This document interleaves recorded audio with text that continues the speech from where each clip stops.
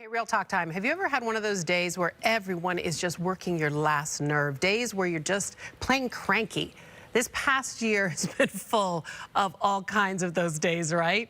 But spiritual and happiness coach Ferry says there's some things that we can all do to release that kind of negativity and get back to our happy place. Matthew, what a delight to have you here. I've got a copy of your book, Quiet Mind, Epic Life. You know, it's very interesting to talk about this. This isn't about just slapping a smiley face on your face and powering through with gritted teeth. No, it's not. In fact, there is a skill set that you can begin to adopt that will assist you in being more peaceful and flowing and happy and joyous during your day. And that skill set is something that I call the rapid enlightenment process. What is that? What is that? It's a series of steps where you put things into the proper context. So we have this thing in our head. Back in the day when I was a kid, I was studying a mentor, and he said, you realize you have a monkey mind. And Michaela, back then, I was a partying fool. And I thought, well, my mind is more like a drunk monkey. And it just stuck. Okay. It's grammatically incorrect, but it stuck. Okay, so the drunk monkey, is your argument that it rules us and makes us make bad decisions? The drunk monkey is not an enemy that needs to be subdued, but just something to understand. It's a part of our biology, it's evolution, and its job is sort of like the GPS on your phone. Okay. It's going to guide you towards those things that are positive and away from the things that are negative. But most of the stuff that we think of as negative, when you step back, it's not actually negative. We're overreacting. Okay, so walk me through what a scenario looks like with the drunk monkey in mind. Its motives will kind of guide us here. If you're out in the world and suddenly, let's say traffic, that's a perfect example for Los Angeles. Somebody cuts you off and you find you're about to pop your top, you're losing your temper. What happens there? You got to start by understanding, well, what is the motivation of the drunk monkey in this moment? What is it trying to accomplish? And typically it's trying to accomplish some kind of priority, or it doesn't want to be deprioritized. So you got to step back and you say, okay, drunk monkey, I like to pet my head, for example, and just, oh, drunk monkey, I know, so scary, somebody cut us off in traffic. But you just practice accepting the situation as it is. Mm-hmm. You say, I'm willing to be behind this person now. And then all of a sudden you'll find yourself just going,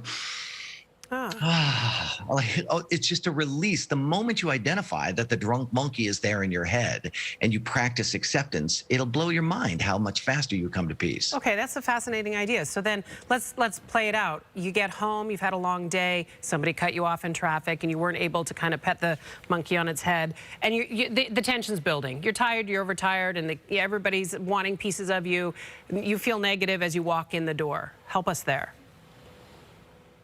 Well, in those situations, I think that you have to recognize the drunk monkey gets into loops, and its job is to ruminate on things. And it's saying, be careful, there's bad stuff out there. You need to make sure that you keep yourself safe. So if you can start by identifying its function, then what you can do is divert your attention. And you can begin to focus on the things that are in your house that are pleasant, enjoyable, that you're grateful for, that you appreciate.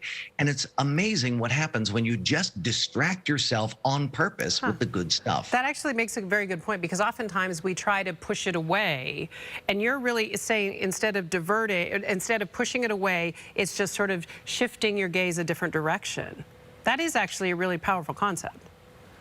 It's something that I call recontextualization, and it's nothing more than a skill that you practice to put things into a proper context. Right.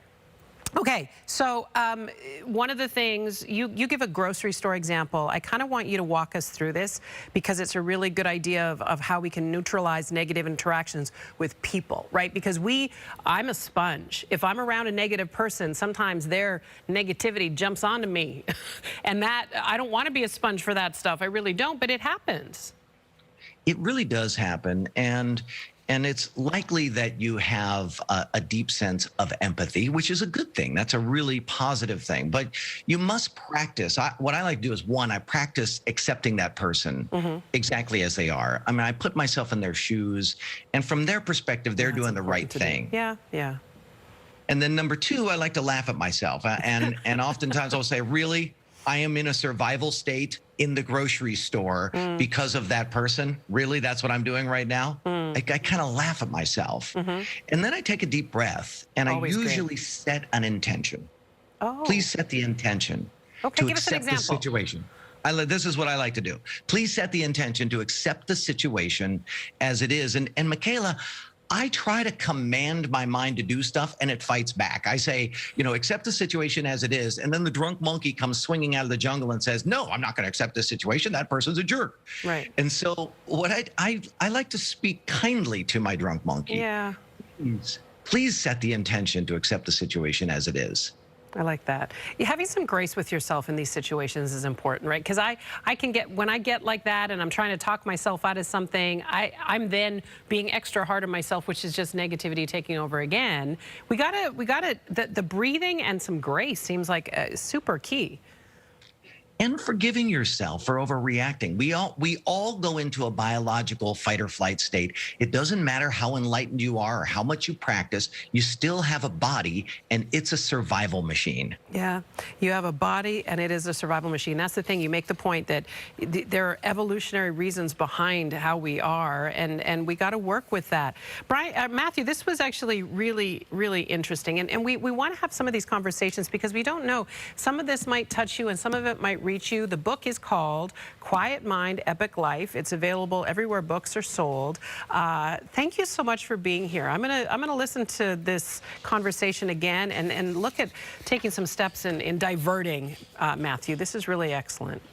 Thanks for having me. I hope it made a difference. It sure did for me. Really appreciate it. You take care. Up next.